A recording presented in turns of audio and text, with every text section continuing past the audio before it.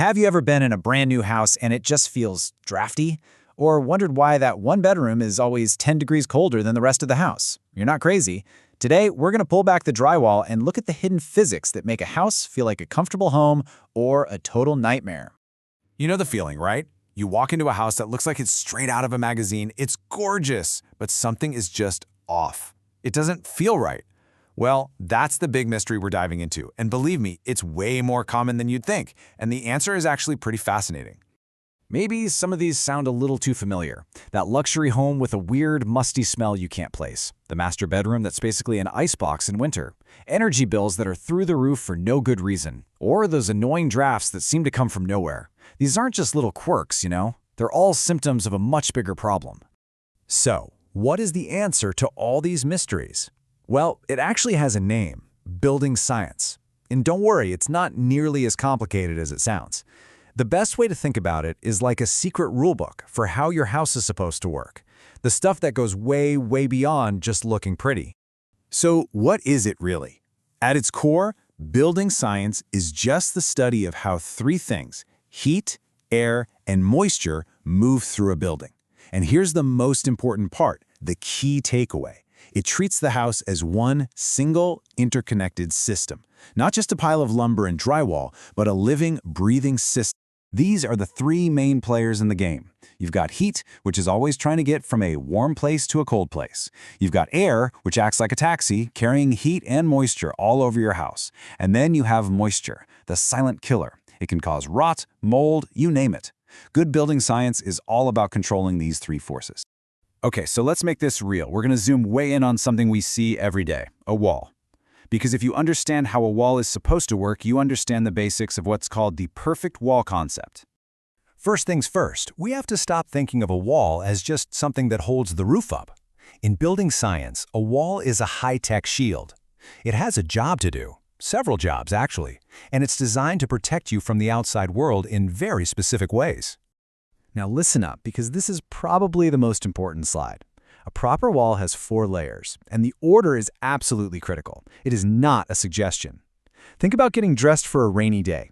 You'd never wear your sweater on the outside of your raincoat, would you? Of course not. It's the same logic here.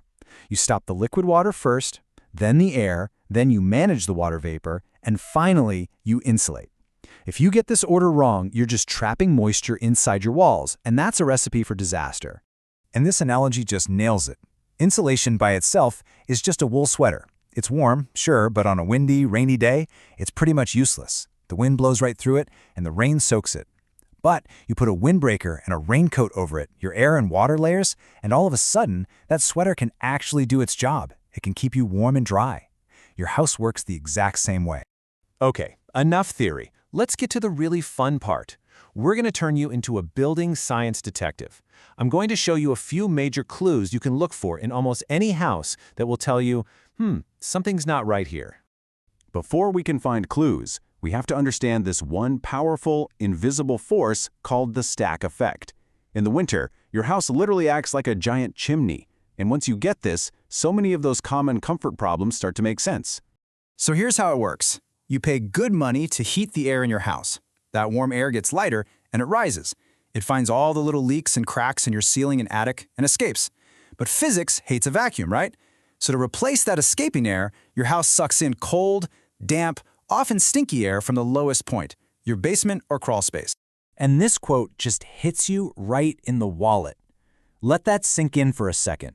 You are literally paying to heat the air for the birds, while at the same exact time, you're pulling cold, dusty, moldy air into the space where you and your family live.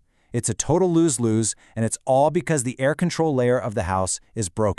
So how do you see the stack effect in action? Well, here's our first clue. It's got a spooky name, ghosting. If you ever see these weird dark lines on your carpets near the wall or on your ceilings, that is a huge red flag that your home's thermal shield has been breached. So what the heck is going on here? Well, those dark marks are tiny dust particles from the air sticking to cold spots on your walls and ceilings. It's happening because cold air is moving through those areas. This is a classic sign of something called thermal bridging, which is just a fancy way of saying there's missing insulation. Your house is literally drawing you a map of where its thermal layer is failing. All right, here's another one. I bet almost everyone has seen this and just thought, well, that's what windows do.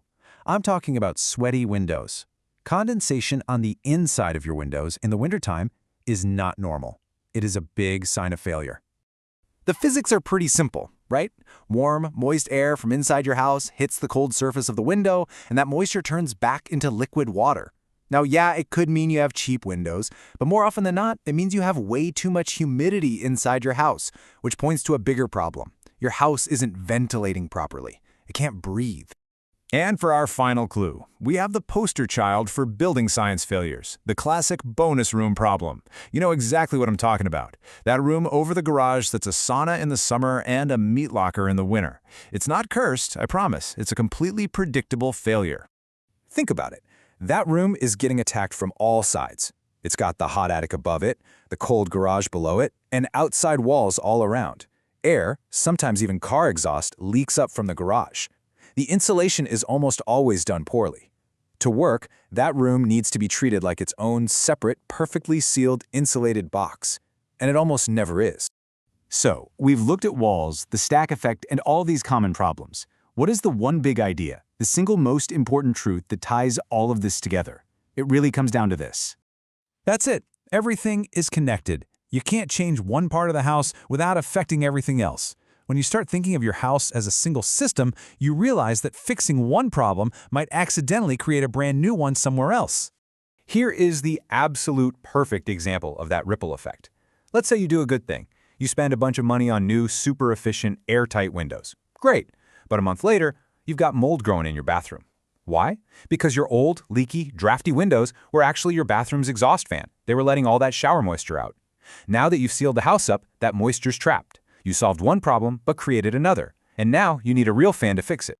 And this quote just sums it all up so perfectly. Without understanding these principles, without managing heat, air, and moisture, even the most expensive, beautiful house is really just a glorified, high-maintenance shed that's constantly fighting you. So as we wrap this up, I want you to think about your own home. It is a system. There's no doubt about that. The real question you should be asking yourself is that system working for me, or am I constantly working against it? Once you start looking at your home through the lens of building science, I guarantee you will never see it the same way again.